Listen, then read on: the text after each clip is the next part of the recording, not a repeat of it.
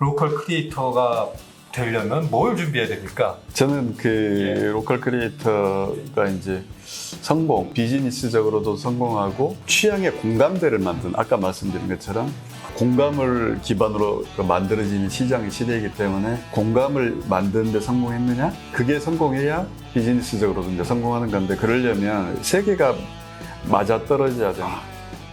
실제로 강원혁신센터에서 이제 좀 시니어 창업에 대한 이런 어떤 사례랄까, 성공의 어떤 경험이랄까, 이런 부분들을 겪으신 부분들이 있을까요? 사례를 이제 성공 사례를 그쪽을 좀 이야기해 보자고 한다면, 그러니까 그 세 가지 턴 케이스로 보자면은, 유턴으로 이제 좀 괄목할 만한 데가 속초에 있는 칠성조선소라는 곳입니다. 그러니까 이제 우리가 소개를 많이 되긴 했지만 또 그 센터장님의 생각에서 또 바라보셔도 또 인사이트가 있을 수 있을 것 같아요. 예. 그러니까 도시에서는 자동차가 많으니까 자동차를 수리하는 정비소가 있는 것처럼 바다에서는 이제 배를 수리하는 곳을 조선소라고 하잖아요. 네. 그래서 이제 속초에 많은 조선소가 있는데 1대와 2대, 그러니까 할아버지 때와 아버지 때에서 이 조선소를 운영하다가 이게 이제 점점 사업이 잘 안 되니까 폐업을 하려고 하고 있는 상황에서 손자, 그러니까 최윤성이라는 창업자와 백은정이라는 아내가 미국에서 이제 디자인을 공부하고 한국 부부가, 그러니까 한국에서도 미술대학을 나와서 미국에 가서 디자인 학교를 다녔는데 거기서도 배를 만들었어요. 우연히. 그러니까 이 친구들이 꼭 무슨 가업을 이어가려고 한 게 아니라 작은 카누나 카약 같은 걸 만드는 그런 걸 했는데, 한국으로 귀국한 뒤에 아버지, 할아버지가 폐업을 한다 그러니까 이 친구들이 잠깐 저희들이 한번 차고 해볼게요 라고 해서 처음에는 그 조선소 앞에 바로 이제 속초 청초 호수가 있는데 거기에서 자기들이 만든 카누와 카약을 띄워서 체험하는 최초에는 이제 그런 걸 비즈니스 모델로 생각을 했다가 그게 폐경이 배를 못 띄우게 하는 문제가 규제에 걸려서 이후에는 그 수변 공간이 되게 이제 아주 수려하니까 거기에 이제 카페를 만들고 그 공간에서 뮤직 페스티벌이라든지 이런 또 이제 새로운 굿즈도 만드는. 아무튼 그렇게 해서 속초의 명소가 돼서 1년에 한 70만 명 정도가 방문하는 명소가 된 그런 케이스고, 아까 말씀하신 이제 양양의 서피비치 같은 경우는 I턴과 U턴이 결합된, 그러니까 아까 속초는 U턴 케이스일 테고, 서피비치 같은 경우는 부산 출신의 창업자와 양양 출신으로 필리핀 이런 데서 그 스노클링이라든지 그 서핑보드 강사를 하던 분이 다시 고향으로 와서 두 분이 같이 공동 창업으로 해서 서피비치라는 멋진 상을 만들어낸 케이스고, 제이턴은 아주 숫자가 많고요. 그러니까 대략 그렇게 유형으로 나눠 놓고 보면은 저는 대략 한 그 그룹들이 좀 눈에 더 잘 보일 거라 생각이 됩니다. I턴, U턴, J턴의 유형으로 하면 이제 출신들이니까 각 어디 사신 분 이런 유형이 다른 건데, 실제로 그러면은 강원도에서 200군데 이르는 그 사례 중에 보통 유형은 카페 같은 것들이 많은 건가요? 그 실제 업태나 이런 부분들은 어떻게 유형화가 되죠? 식음료 역시 식음료가 많고요. 그 다음에 제조인데 제조도 이렇게 공장형 제조가 아니라 일종의, 그러니까 저희는 그냥 크래프트. 그러니까 이제 수공예 혹은, 그러니까 그 범위는 되게 많습니다. 그러니까 꼭 무슨 액세서리, 그러니까 수공예 그러면 액세서리 같은 것만 떠오르는데 그보다는 훨씬 다양한, 그러니까 예를 들어 손으로 제본을 하는, 손으로 책을 만든다. 이것도 이제 일종의 크래프트. 그러니까 기계가 제작하는 게 아니라 사람의 손으로 만들어서 새로운 가치를 부여하는 그런 크래프트가 많고, 그 다음에 이제 또 많은 부분을 차지하는 게 공간 운영입니다. 그러니까 예전에는 공간이라는 게 빌공자를 쓰잖아요, 한자로는. 그러니까 공간은 텅 비어 있는 것. 그 자체로는 아무런 가치가 없는 거고, 공간에 뭘 집어 넣어야 이제 그 새로운 가치를 창출한다. 이렇게 생각해 왔다면, 지금에 와서는 공간 자체가 주는 가치. 예를 들어서 이 공간이 어떤 화학 공장으로 수십 년 써오던 건데, 그러니까 일종의 그 공간이 갖고 있는 헤리티지, 그러니까 자원으로서의 가치를 살려서 그냥 그 텅 빈 공간에 그 원래 그 공간의 쓰임새에 상관없는 새로운 것을 그냥 집어넣는 게 아니라 그 공간의 원래의 내력과 쓰임새와 그 공간에 살았던 혹은 공간에서 일했던 사람들의 어떤 그 레거시를 그대로 계승해서 그것을 창조적으로 재해석한 어떤 그런 공간 운영 사업이 또한 또 굉장히 대종을 이루고 있다고 할 수 있습니다. 공간을 활용해서 하는 것은 예를 들어서 뭐 서울에 있는 뭐 연남장 같은 것들을 떠올리면 이제 그렇습니다. 되겠네요. 사실 아까 말씀드렸던 속초의 칠성조선소도 그 조선소 공간을 그대로 그러니까 그 조선소에 예전에 쓰던 그 중장비가 그대로 있기 때문에 그 새로 이제 MZ 세대 소비자들이 와가지고 그들이 체험해보지 못했던 새로운 레트로 어떤 그 감각을 느낄 수 있게 되고 공간이 의식을 지배한다고 하신 대통령도 있었지만 사실 공간이 요새는 많이 또 핫하게 오히려 맞습니다. 엔데믹 상황이 되면서 더 이제 그런 부분들은 강조가 될 것 같아요. 네네. 그러니까 공간에 대해서 그걸 가지고 사실 굉장히 많은 이야기를 할 수가 있는데요. 요즘은 한자로 국어사전을 바꿀 수는 없지만 비일 공자가 아니라 그 서로 공자? 공동할 때 공자를 씁니다. 그리고 좀 유시간체가 하는 이야기를 하자면 산업화 시대 때의 경제를 작동시키는 큰 원리는 그 규모의 경제잖아요. 그러니까 공장에서 기계로 대량으로 똑같은 물건을 찍어내면 물건의 단가를 확 낮출 수 있기 때문에 값싸게 많은 사람에게 팔 수 있고 그런 장점은 있지만 단점은 모든 사람이 똑같은 물건을 써야 되는 그러니까 개성을 발휘할 수가 없잖아요. 우리 옛날 고등학교 다닐 때 똑같은 교복 입고 다니고 똑같은 모자 머리 빡빡 깎고 그게 오히려 사회적으로 정당화되는 시대가 있었잖아요. 근데 요즘 만약에 그렇게 하자 그러면 정말 난리 날 거 아니에요. 그러니까 이제 규모의 경제의 시대가 저는 가고 있다고 생각을 하고 이코노미 오브 스케일 이 규모의 경제를 대체하는 게 뭐냐면 보미의 경제라는 이제 이것도 경제 교과서에 있는 말이죠. 그러니까 이코노미 오브 스코프 그러니까 어떤 범위 안에 서로 보완적인 요소들을 잘 모았을 때 더 큰 가치를 내는. 그러니까 예를 들면 요즘은 이제 우리에겐 너무나 이제 점점 익숙해지고 있는데 어떤 카페 공간에 갔어. 근데 되게 카페는 그냥 커피 혹은 음료만 파는 데잖아요. 근데 갔는데 한쪽 켠에 책들이 있어요. 네. 여기 서점인가? 근데 또 서점에서 북토크를 해요. 그럼 여기는 커뮤니티 공간인가? 근데 또 한쪽을 보니까 그 지역에 있는 작가들이 만든 여러 가지 뭐 예쁜 굿즈를 모아놓고 있고, 그럼 여기 갤러리인가? 아니면 뭐 이게 플리마켓 하는 데인가? 근데 사람들 예전 같으면 야 이건 니들 정체가 뭐야? 이게 초점이 흐려서 이상해. 확실하게 너희들의 주력 업종을 표방해라. 아마 그랬을 거잖아요. 근데 요즘은 그런 말 하는 사람 절대 없어요. 없죠. 예. 네. 소위 말해서 복합 문화 공간이 하나의 공간의 대안인 것처럼 이미 뭐 엄청나게 힙한 곳으로 사람들한테 각인이 되고 있는 것 같습니다. 지금 그러니까 우리가 알고 있는 힙한 공간들 치고 이런 복합성을 갖지 않은 공간 하나도 없습니다. 진짜 예를 들어서 서울에도 있지만 시몬스 침대가 시몬스 그로서리. 맞습니다. 그런 게 대표적인 거죠. 예. 이게 도대체 침대를 파는 애들이 뭐 버거를 팔고 안에서 무슨 여러 가지 굿즈를 팔고 하는데 너무 잘 돼요. 맞아요. 사람들이 제일 생각하는 부분들이고 찾아다니고 하우스 도산이라고 도산공원 옆에는 그 몬스터 무슨 몬스터죠? 그 안경점에서 젠틀몬스터. 젠틀몬스터가 하는 그 공간도 정체를 알 수 없지만 매우 정체를 알 수 없죠. 이건 뭐야? 무슨 근데 너무 힙한 공간 전시장 같기도 하고. MZ 세대들이 제가 그 앞을 차를 타고 한번 가보려고 했는데 실패했습니다. 워낙 젊은 세대들이 줄을 서서 기다리면서 이제 저거 해서 도저히 들어가지 못하고 실패했는데 세상이 이제 그렇게 변하고 있어서. 그렇죠. 정말 되게 중요한 얘기를 하시는 것 같아요. 이게 예전에 꼭 그랬잖아요.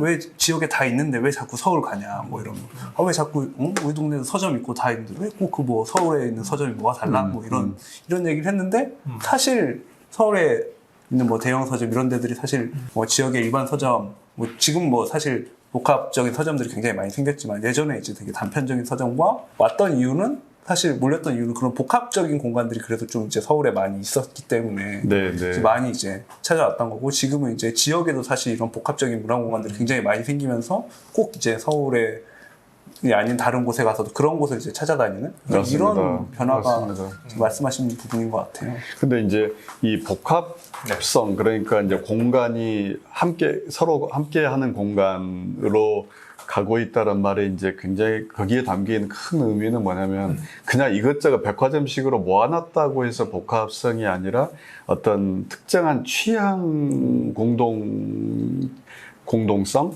이런 걸 이제 구현하고 있다는 게 중요한 것 같아요. 하나의 스타일이 그 안에 그 뭐가 안에 들어가야 일관되게 있습니다. 그러니까 예를 들면 서점 같은 경우도 예를 들어 등산 관련된 책이 있으면 그와 함께 그 등산 장비를 함께 파는 요즘은 좀 일반화되고 있는데 그러니까 여기는 이 서점은 산에 다니기 좋아하는 혹은 아웃도어 활동을 좋아하는 사람들이 좋아하는 갈만한 그 서점이구나. 그러면 예를 들면 그 서점에서는 아웃도어 좋아하는 사람들끼리 모여서 또는 어떤 뭐 산행 모임을 할 수도 있고 커뮤니티 활동을 할 수도 있고 또는 뭐 산행 관련 영화 혹은 사진전을 할 수도 있고 그러니까 그걸 중심으로 그 취향을 중심으로 해서 하나의 팬덤 형성이 되는 거죠. 그러니까 그게 그런 식의 비즈니스가 이제 출현하고 또 돈을 벌 수 있는 이유는 소비자들이 바뀌고 있기 때문에 그러니까 난 더 이상 똑같은 서점 그냥 교보문고 또는 뭐 영풍문고처럼 뭐 수십만 권 왕창 때려 놓고 네 알아서 골라 먹어 이런 서점은 이제 질렸다 이거죠. 나는 내가 좋아하는 어떤 독립출판의 영역의 책들을 많이 모아놓은 그런 서점이 있다면 그게 대구에 있던 전주에 있던 나 거기 가면 거기 꼭 갈 거야. 그런 사람들이 많아지고 있고 다행히 SNS, 인스타그램이나 페이스북 같은 인터넷 현대 문명의 이기가 그런 것을 거의 코스트 제로로 쉽게 연결하고 찾을 수 있게 해주기 때문에 그래서 지금은 목이라는 거 없어요. 그러니까 예전에 가게 차릴 때 목 좋은 곳. 사람이 다니는 곳에 뭐 동선으로 네. 중요시하는데 네. 의미 없어졌죠 이제. 그렇죠. 지금은 취향이 목이에요. 내가 새로운 카페를 열고 서점을 열는데 내가 어느 길목에다가 이걸 가게를 여느냐가 중요한 게 아니라 내가 어떤 취향을 선택해서 나의 공간을 디자인하느냐 그게 명확하면 그 취향에 공감하는 사람들은 어떻게든 알고 길을 쓰고 찾아오고 그러면 와가지고 그 물건들을 소비하면서 그 공간을 소비하면서 소위 공감의 연결고리가 이렇게 링크가 생기죠. 주옥 같은 개념을 이렇게 해서. 저는 이 공감과 공감이 링크가 하나 둘 연결되면 큰 공명이 뭔가 징을 우리가 치면 소리가 점점 퍼져가잖아요. 이 공명이 마켓이라고 생각해요. 그러니까 예전에 산업화 시대, 대량 생산, 대량 소비 시대 때는 시장을 어떻게 만들어? 그냥 TV 광고로 만드는 거예요. 와, 새로운 뭐가 나왔어요. 자, 써보세요. 유명한 탤런트가 나와가지고, 그럼, 저거 필요한가? 좋은가? 그 사람들이 산단 말이죠. 근데 요즘은 안 그렇죠. 인스타에서, 와, 내가 좋아하는 이런 요즘 유행하는 예를 들어 케이크들 살 때 생일 케이크 살 때 요즘은 레터링이 이제 또 그렇죠. 대세잖아요. 뭔가 글을 써주고. 그러니까 무슨 그 프랜차이즈에서 아무리 멋진 케이크를 사가지고 가는 것보다 어느 조그만 그 케이크 가게에서 레터링 아주 깜찍하게 그거 사가지고 가면 전부 비명을 지르며 우와 어떻게 이런 걸 구했어 정말 고마워. 그렇구나. 예전에 회식을 할 때 삼원가든에서 100명이 쭉 앉아서 똑같이 갈비를 먹으며 회식을 했다면 지금은 이태원에서 테이블 딱 2개짜리 그래서 셰프가 오마카세로 주는 그 서빙을 하는 그런 데로 초대를 하면 와, 너 날 정말 특별하게 생각하는구나. 음식도 맛있어야 되지만 그 취향. 순간에 또 사진 한 장이 또 중요해요. 그럼요. 바로 그 사진은 내가 좋아하는 취향과 딱 맞는 공간을 찾았어. 라는 어떤 유레카의 순간을 이렇게 담고 그것을 보여주는 게 그 인스타나 틱톡이라고 생각해요.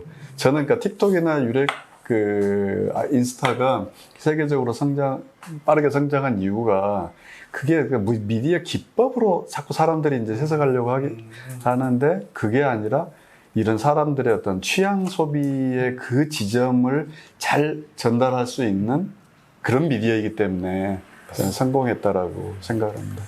그 자연스럽게 저희가 노래를 이제 로컬 크리에이터라고 하는 새로운 개념에 대한 이제 얘기로 넘어갈 수 있을 것 같아요. 이제 우리가 많은 그런 트렌드에 대해서 이제 관심을 가질 만한 말씀들 좀 드릴 수 있었던 것 같은데, 자, 그럼 나도 해볼까라고 하는 이제 관심과 호기심이 네. 드실 것 같아요. 로컬 크리에이터가 되려면 뭘 준비해야 됩니까? 그리고 그냥 하면 될까요? 기술만 있으면은 나도 근데 저는 서점을 하고 싶은데 이제 나름대로의 그런 제 큐레이션을 갖고 차리면 그냥 될까요? 저는 로컬 크리에이터가 이제 그러니까 성공이라는 것은 비즈니스적으로도 성공하고, 그 다음에 그 취향의 공감대를 아까 말씀드린 것처럼 공감을 기반으로 만들어지는 시장의 시대이기 때문에 공감을 만드는데 성공했느냐? 그게 성공해야 비즈니스적으로도 이제 성공하는 건데, 그러려면 세 개가 맞아떨어져야 되는. 메모해야지. 자, 세 가지 뭐. 너무나 뻔한 이야기입니다. 그러니까 우리가 삼원색이 만나야 네. 빛이 되잖아요. 네. 그런 것처럼, 그러니까 하나는 자기가 추구하는 가치가 명확해야 되고, 두 번째는 그게 지역이 갖고 있는 가치. 예를 들면 아까 말했던 예를 들어 공간. 그 공간이 갖고 있는 가치가 내가 추구하는 가치와 딱 맞아떨어져야 그 공간에서 멋진 컨텐츠가 나올 거잖아요. 세 번째는 소비자가 원하는 가치. 그러니까 내가 하고 싶은 일을 내가 좋아하는 공간에서 뭔가 이렇게 이제 판을 벌였어. 근데 그걸 아무도 공감대가 없으면 망하는 거잖아요. 근데 내가 뭔가 이상적으로 생각하는 그런 공간이 여기 있네? 라고 사람들 누가 와줘야 되잖아요. 그러니까 이 세 개가, 그러니까 소비자들이 추구하는 가치, 그 다음에 그 지역이 갖고 있는, 그 지역이 잘 표상하는 가치, 그리고 내가 추구하는 가치, 그 세 개가 정말 행복하게 잘 만나줄 때, 저는 이게 하나 성공하는 모델이 될 수 있을 것 같다. 듣고 보니까 되게 뻔한 말이죠. 꼭 그렇지 않은 것 같습니다. 이 세 가지 가치가 다 필요하긴 하지만 때로는 몇 가지 가치가 두드려져도 충분히. 그러니까 제가 이 말 하는 이유는 뭐냐면요. 되게 셋 중에 너무 하나만 강해요. 그러니까 일반적으로 지금까지 그 창업교육, 공공에서 창업교육 할 때는 자꾸 상권 분석을 해주고 트렌드 분석을 해줘요. 그것은 이 셋 중에 뭐냐면 시장이 원하는 것만 이야기해요. 요새 무엇이 뜨고요. 그러니까 이거 하면 돈 벌어요. 요새 치킨이 뜨고요. 치킨도 매운 치킨이 뜨고요.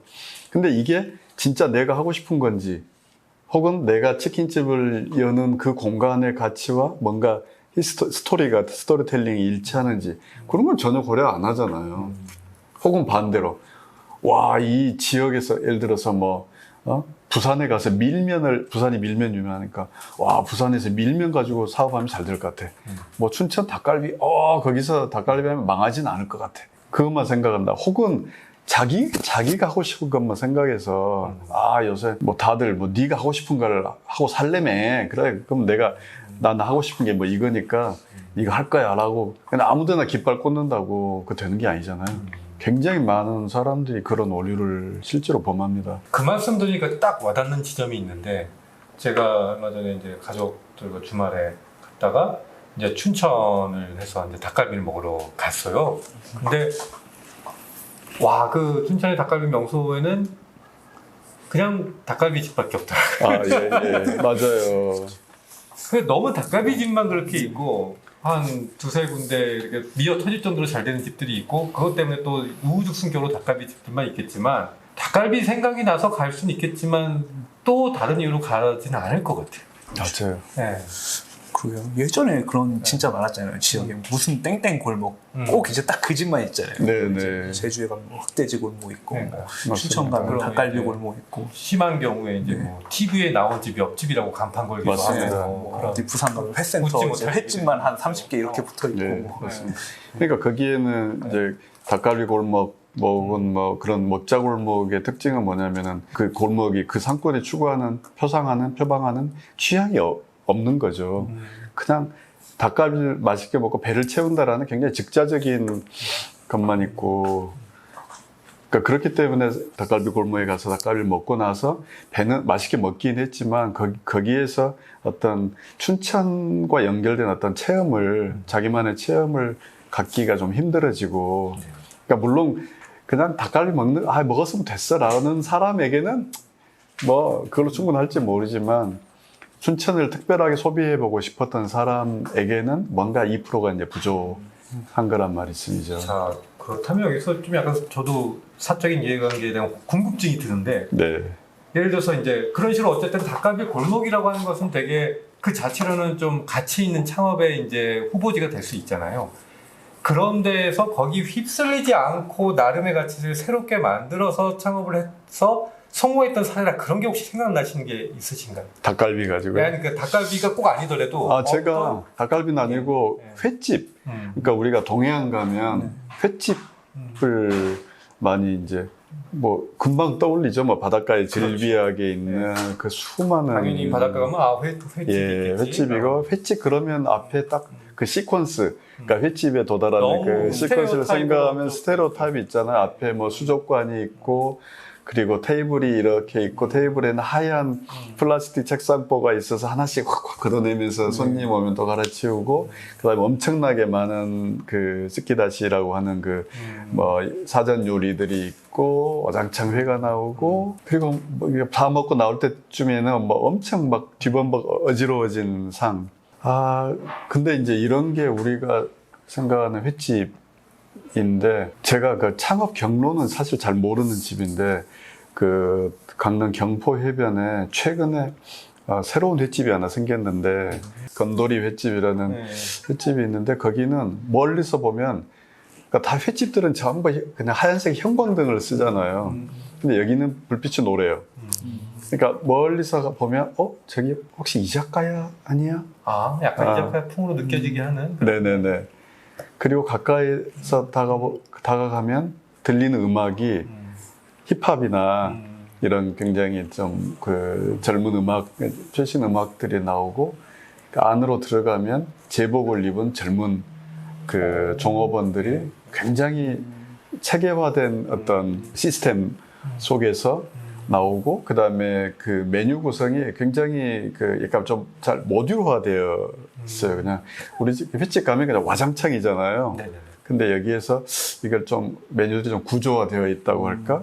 회도 왜냐면 다른 스타일로 먹고 싶은 사람들이 이제 있을 수 있는 거죠. 그래서 거기에는 맞습니다. 예. 또 회를 먹다 보면 이 회가 로우 피쉬가 그 단백질이 굉장히 많은 거라서 몇 점 회를 먹다 보면 금방 이 그 미각이 이렇게 단백질로 도포가 돼가지고 그 다음부터 생선 맛을 잘 못 즐겨요. 그래서 이제 깻잎에 싸먹으라고 하고 하는 이유가 그 단백질을 하고 접촉을 피하려고, 그래야 이제 맛있게 먹는단 말이 이제 그건데, 적절하게 회도 물론 주지만, 해산물도 주지만, 거기서는 뭐 파스타를 주기도 하고, 또는 그 일반 횟집에 나올 것 같지 않은 그런 이제 부반찬들, 찌개다시들이 함께 나오고, 그러니까 이제 예를 들면 이런 것들이 회를 먹는 사람들에게 새로운 체험을 주고 싶다라는 그런 이제 관점의 전환이 있기 때문에, 또 수많은 횟집들 사이에 그냥 똑같은 횟집을 하나 있지만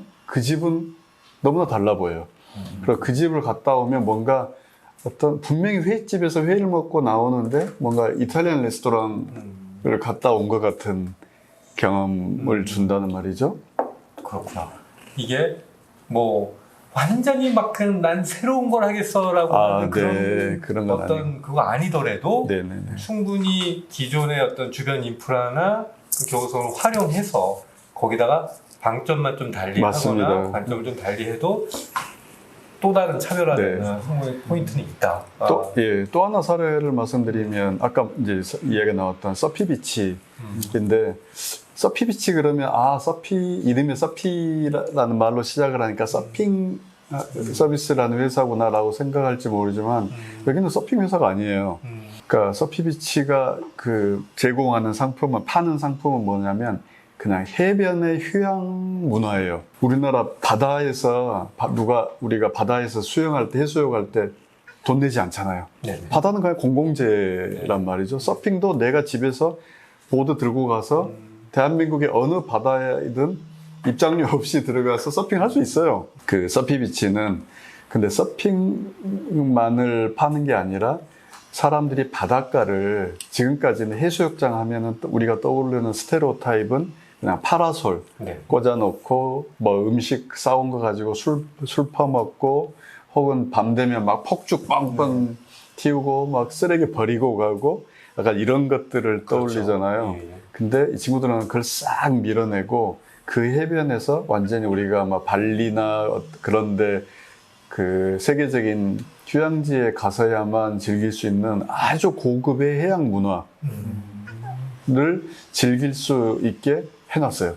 그래서 거기서 계속 축제를 벌이고 밤이 되면 마치 클럽처럼 네. 이렇게 음악을 틀어놓고 이렇게 그 즐길 수 있게 한단 말이죠.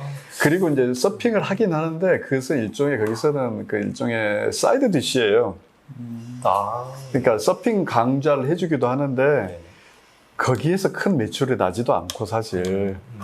근데 다만 서핑을 해보고 싶은 젊은 선남 선녀들이 서핑은 잠깐 하고 그 실제로 서핑복을 입고 그 서핑을 배우는 그러니까 동해안에 와서 서핑을 하겠다는 사람이 95%가 서핑을 한 번 경험만 하지 네. 계속 하지는 않는데요. 실제로 한 사람 5%밖에 안 되고 그럼 이 사람 나머지 95%는 뭐냐면 온 김에 맛있는 거 먹고 즐겁게 놀고 싶은데 놀 데가 없는 거죠. 해변에서. 그냥 백사장 그 맨날 바가지 요금 그쵸. 하고 그거 자체가 너무 이제 예상이 되니까. 네, 쫙볕에서 예, 예. 근데 서피비치 가보면 엄청나게 멋진 시설을 해놓고 정말 푹 쉴 수 있게 해주는 그러니까 이것도 완전히 해변이라는 자원을 완전히 다르게 소비하고 싶은 그 소비자들의 취향과 이 창업자들 그러니까 해변 이런 해양 레포츠에 평생을 바쳐온 이 사람들의 지향성이 양양의 앞바다라는 지역의 가치와 소비자들의 가치 세 가지가 짱 만나니까 1년에 100만 명이 방문하는 그런 명소가 됩니다. 말씀하신 세 가지 가치가 잘 어우러진 아주 단적인 사례로 대표적인 사례라고 할 수 있습니다. 이 로컬 크리에이터라는 게 한동안 정말 유행처럼 이제 번지기도 했는데 사실 그 부분에서 지속적인 지원이랄까 때로 이런 비판도 좀 있긴 있었어요. 예를 들어서 어느 지역에서 창업 지원 받아놓고 그 유효 기한 지나면 다른 곳으로 옮겨가는 그러한 어떤 일종의 그 도덕적 해이 같은 것도 발생한다라고 하는 비판적인 인식도 좀 있었어요. 큰 틀에서 바라보고 계셨을 때 어떤 그 부분에서 좀 한번 정리를 해보실 수 있을까요? 네.